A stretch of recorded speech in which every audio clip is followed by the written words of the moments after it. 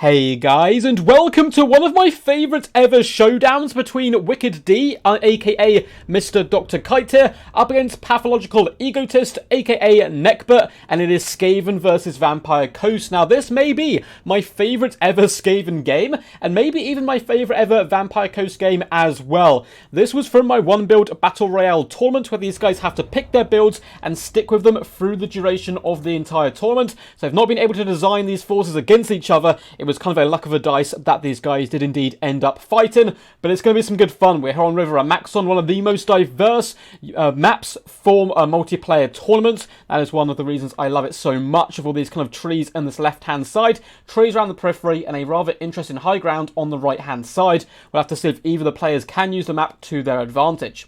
So for the forces of the Skaven in the front lines, it is cheap, it is cheerful, and it is very, very unhappy. It is Skaven slaves dotted all the way along, working as human and living meat shields to protect the more juicy elements of this build. Speaking of juice, we've got plenty of that in the form of Poison Wing Globadiers, 1, 2, and I believe 3 units, one up on the high ground. These guys can do a bucket ton of long-range damage if protected, and they're only 550 gold. Now, you normally have to pair them with a cheap unit to pin the enemy in place, but boy oh boy is it worth it. We have more Skaven Slave Spears, Council Guard as well in the back. Always good to have an unbreakable unit in the army of Skaven. Up here on the high ground, alongside those Poison Wind Globadiers, we have some Poisoned Wind Mortars, able to bring fantastic long-range damage to the battlefield, and even more Skaven Slaves in the front line. In the back, we do have the Pit Fighters of Hell's Deep, one of the coolest sounding units for the Skaven. They're coming in with their black fur there and a lovely little bit of Warpstone shards stuffed into them to make them even more powerful and deadly than your basic Rat Ogre.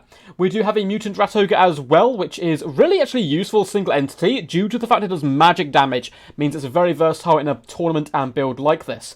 We're Plague Priest coming in with all the summons and the breath attacks, which is good to see. And then leading the battle line, we have my favourite of the Skaven legendary lords. Well, between him and Itic Claw, it can be quite tough, but we have the Death Master Snickich, rolling dirty with the Assassin, who of course is coming in with Rival Hide Talisman.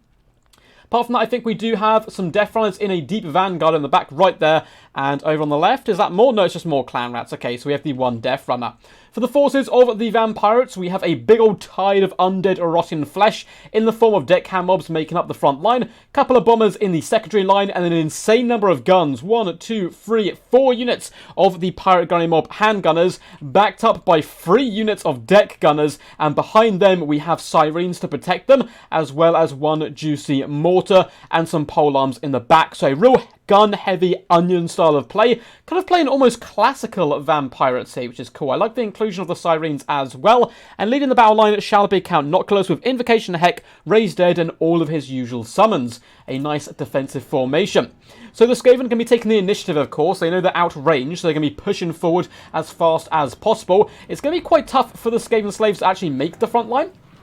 We can see the Poison Wing Globadiers are duking back and forth as they take some early pressure, but the Skaven slaves are going to get eviscerated by all of these guns, in particular the mortar as well. Now the Skaven have stalled their advance a little bit while these troops on the right maneuver up and around, and it's going to be a really cool post here for the Poisoned Wind Mortars to sit on top of, particularly if they can get some nice cover from this rocky terrain. They should be able to rain down shots from afar without taking too much damage in return. They also have magic attacks, and so do the Poison Wing Globadiers. That's going to make them pretty useful up against the Sirens, if they can even make it to the battlefield, because they're currently under quite heavy pressure from Count Noculus. Now the Skaven slaves are driving forward, trying their best to get to the front line, but it looks like they may indeed break, and that mortar is arcing up and over into the sky to rain shots down on the Council Guard, which of course is going to do some pretty decent work there. Handgunners have opened up fire onto the Skaven slaves, as well as the Poison Wing Globadiers, who are really struggling right now, and a lot of the Skaven forces have just started to, you know what, I don't really want to be here. They're starting to leg it in the most Skaven way possible. You can see the Gunny Mob handguards are starting to take quite a lot of pressure now, though, from those Poison Wind Mortars. They've been set up on this high ground, which is really good positioning there by Mr. Wicked D, and he's unfortunately not been super accurate. That entire volley completely misses there, and the Gunny Mobs will be able to survive another day. We're getting a bit of a flank overload with Skaven slaves moving around this side, though there is a nice summon of deckhand mobs to stop their shenanigans. The Assassin, as well as Deathmaster, have actually sneak all around the back here, And where are the Death Runners? It looks like they're taking a bit more of a wide approach to get to the main battle line. Now in the front line, you can see none of the Skaven slaves are even making it close. They're just breaking before they get there. The pressure from the bombers and the handgunners is simply too much. However, poison mortars are starting to counteract the handgunners a bit and gaining that range advantage due to the usage of the high ground. Obi-Wan Kenobi would be very, very happy right now. Deathmaster is fallen back, as is the Assassin. You can see the balance of power already very heavily in favour of the Vampires at the moment. Death Runners are trying to sneak and find their way in. They do not do magic damage, however, so they do not want to engage with the Sirens, basically at any cost. And the Skaven have to play very patient right now. Council Guard, who are unbreakable, nearly not even making it to the front line. That is the horrendous amount of firepower coming their way. Down to 30 models, only 5 kills. Yeah, they're just going to die because they're basically no value, which is really scary. However, in the back line, it does look like that flank overload starting to come into effect. The Mutant Rat Ogre is forcing his way through the front line, as is the Deathmaster and the Assassin, looking to hunt down Count Noctilus where possible. Some big hits coming in. However, the Sirens are here, and there's so much firepower. Look at all these deck gunners turning around and unleashing round after round into the dome of that Mutant Rat Ogre. Poison Globadiers have managed to sneak up around this flank though, using the trees to their advantage, and with the Pit Fighters, they are starting to open up this build a little bit. Poison Mortars doing some lovely damage to the bombers, as well as the handgunners. We even have some summoned Clan Rats coming down now from the Plague Priest, and it looks like Nekbert does indeed know that he needs to kill this Plague Priest as quickly as possible. It is a big problem causing all of those summons, so he's going to focus firing it down, which is what I like to see from these gun builds. Focus, destroy a target, switch to the next one. We do get a lovely summon of the Plague Monks come down here, and in the back lines, it is a pretty close scrap as the Assassin and the Deathmaster constantly hound and harass Count Noctilus. We have that lovely Rival High Talisman going down, and whilst the Sirens are all pinned in like this, those Poison Mortars need to be focusing them down. And if we watch this salvo swoop up and over, I believe, let's see who they're going for. I think it is the Sirens. It is indeed. And the shots do a bit of friendly fire, but also connect quite nicely. Mutant Rat Ogre is on the prowl.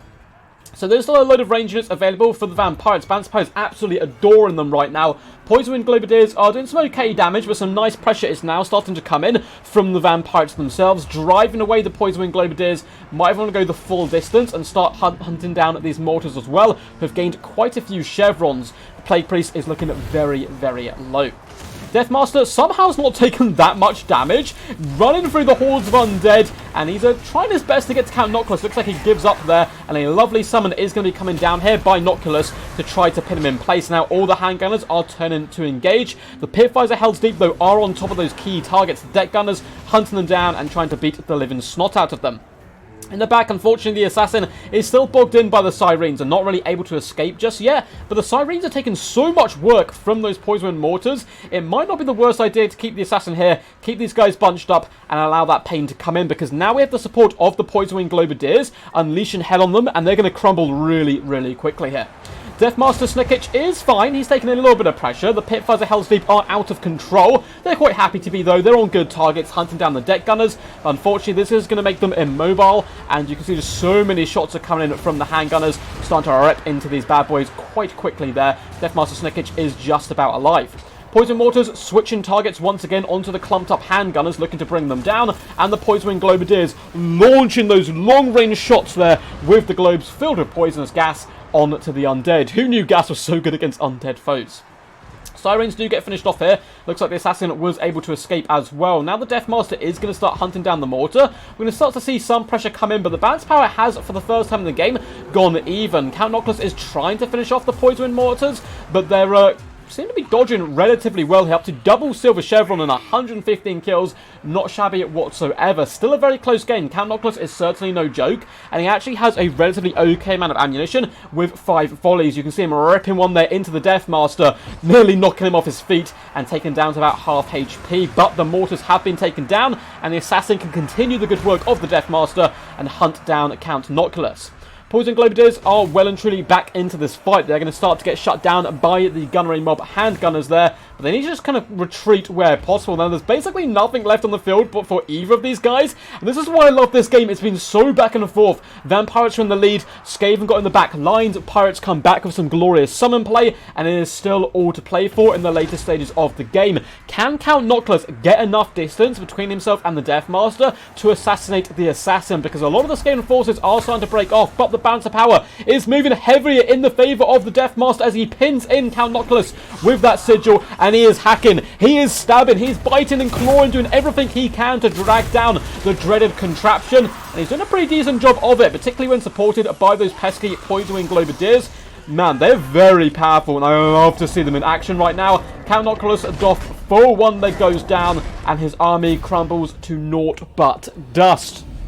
Very well played here to Mr. Neckbert, as well as Wicked D, going under the names, of course, of Dr. Kite and the Pathological Egotist. Well played to both these guys. Honestly, when Wicked D played this game, it was done on live stream. I saw the game, I was like, hey man, please send me that replay. It was so freaking good. I'd love to see it a little bit more. And the 20 stack army is actually pretty good in general, but particularly in this style of format, as it was today, in a one-build Battle Royale tournament. Hope you guys enjoyed this one. It was pretty insane. You can see some crazy kills here coming in from the Skaven. Those Poison-Wind Mortars, 2,771 damage value with 29k damage dealt and 149 kills.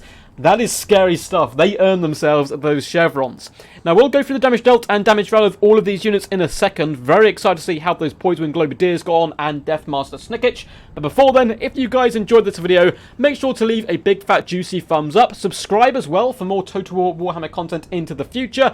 And comment down below what you thought of the game. Bucket ton of links in the description to my Twitch, where you can see extra streams there. Might do one tomorrow. It really does depend on time. Been slacking on Twitch. Haven't done a stream for a week or so, but I've been very busy sorting out this Teach Me Total War event we're going to be doing. And yeah, load of links down below to Discord where you can submit replays, all that kind of good standard stuff. Once again, well played to both these lads, and let's go for the damage dealt and damage value. So, the Deathmaster himself, 3,433 damage value, 95 kills, over 15k damage dealt. Mwah! Beautiful work there by the Deathmaster himself. Now, the Assassin got 466 damage value, which was less impressive, but he did a good job of pinning in those Sirens and allowing them to absorb that damage from the Poison-Wind Mortars. Only 240 damage value on the Plague Priest, some really good targeting all around by Neckbert to drag down this beast, but he did get off some pretty decent summons, so here's more value than it says there. Skaven Slaves just died. I mean, barely getting any damage at all. 3 damage value, 12 damage value, 6 damage value. They were simply obliterated before they can meet the front line, though the Clan Rats did okay. 300 damage value with 88 kills really isn't too shabby. Only 394, unfortunately, on the Death Runners, and 73 damage value on the Council Guard. May be the worst I've ever seen them perform, because they just simply could not get to the front line. The true heroes of this build, apart from the hero core, is kind of down here at the bottom. So the Poison-Wing Globadiers, 12 damage value with 12 kills. So not much great there. But the other units of Poison-Wing Globadiers, 108 kills, 582 damage value. Doing that very important job of just clearing out the chaff. And the next unit, 900 damage value, over 12k damage dealt and 146 kills.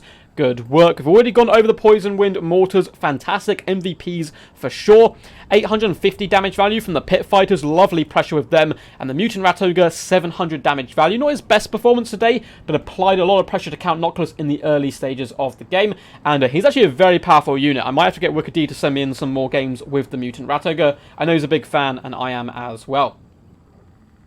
For Mr. Neckbert here, Count Noctilus got 1,449 damage value. Not bad whatsoever, considering he was being kind of forced around and always on the run for basically the entirety of the game. The deckhand mobs did okay. I mean, 91 kills certainly isn't too shabby, but it was on Skaven Slaves. So nothing too crazy from the ground force. It's pretty much what you expect coming in from the Vampire Coast, though, that they're not going to do too much damage with their ground troops. Sirens, 132 and 493 damage value, just being really outclassed by the sheer amount of magic damage that Wicked had brought to the battlefield. Now, this is where the damage normally comes from, the range of the Vampire Coast. 195 and 286 damage value from the bombers, so none there. Handgunners, 71 damage value, 398, 958, 517, so a bit of a mixed bag from them. As for the deck gunners, they were firing for quite a considerable amount of time. 840 damage value, 780 and 800 again. Lovely performance and good defensive play there by Neckbert to keep these guys alive. And the mortar got 589 damage value, 147 kills, but was certainly outclassed there by the Skaven mortars. Hope you guys enjoyed this one. It was a real good fun cast. Until next time, peace, peace. And as always, stay awesome.